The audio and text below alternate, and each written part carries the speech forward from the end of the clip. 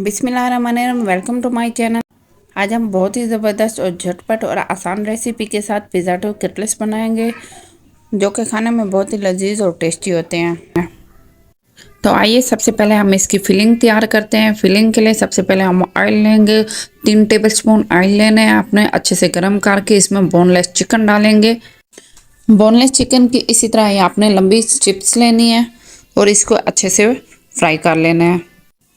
अच्छे से भून लेने के बाद इसमें हम अदरक लहसुन का पेस्ट डालेंगे और इसको 2 से 3 मिनट आपने भून लेना है और मीडियम लो फ्लेम पे आपने इसको पकाना है।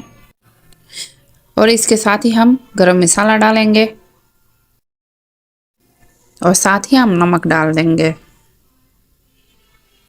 और इसके साथ ही हम हल्दी पाउडर डालेंगे। हल्दी आपने कम डालनी है, ज़्यादा नहीं डालने। और इसके साथ ही हम कुटी लाल मिर्च डालेंगे। लाल मिर्च इसमें 2 टेबलस्पून डालेंगे, ये ज़रा स्पाइसी ज़्यादा अच्छी लगती हैं। और इसके साथ ही हम चिकन पाउडर डालेंगे। 1 टेबलस्पून आपने चिकन पाउडर डालना है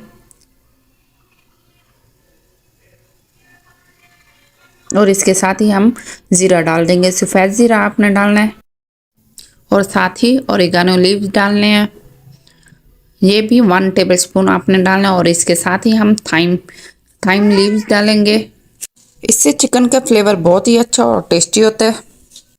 इसके साथ ही हम टमाटर, शिमला मिर्च और प्याज अच्छे से चॉप करके इसके अंदर डाल देंगे और इसके साथ ही आधा कप हम ब्लैक ओलिव डाल देंगे। अगर ओलिव नहीं है तो कोई बात नहीं, लेकिन कोशिश कीजिएगा कि इसमें ओलिव आप ज़रूर डालिएगा।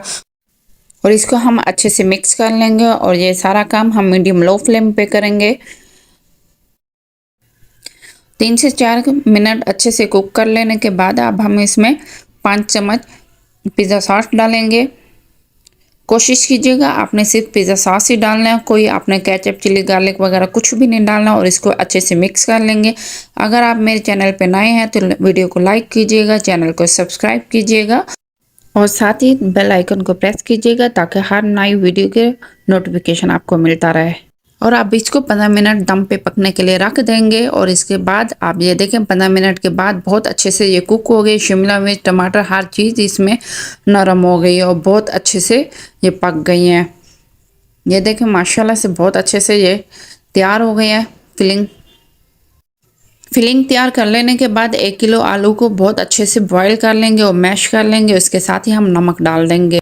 नमक डालने के बाद 5 टेबलस्पून आप इसमें कॉर्नफ्लोर डालेंगे और इसके साथ ही हम चिकन पाउडर डालेंगे और इसके साथ ही हम काली मिर्च और सफ़ेद मिर्च डाल देंगे और अच्छे से मिक्स कर लेंगे। जितनी अच्छी मिक्सिंग होगी इतने अच्छे हमारे ये पिज़्ज़ा डो कटलेट्स तैयार होंगे। इन सबको अच्छे से मिक्स कर लेने के बाद 5 मिनट हम रेस्ट दे देंगे। 5 मिनट के बाद इसी तरह हम एक पेड़ा आलूओं का बना लेंगे और इसको फैला के आपने इसके सेंटर में ये फिलिंग डाल देनी है। फिलिंग डालने के बाद ये मोज़रेला चीज़ आप इसमें इसी तरह कट करके डाल देंगे और इसको अच्छे से कवर कर लें। बहुत फाइन सा आपने कवर करना है और ज़्यादा आपने आलू नहीं लगाना और जितना हो सके थोड़ा सा आप बड़ा साइज़ बना दीजिएगा। यहाँ से आपको लगे कि इसके साइड से चिकन का मटेरियल निकल रहा है तो आप थोड़ा सा मज़ीद और आलू लगा सकते हैं। तो इसी तरह आप इसको लगाते जाएं।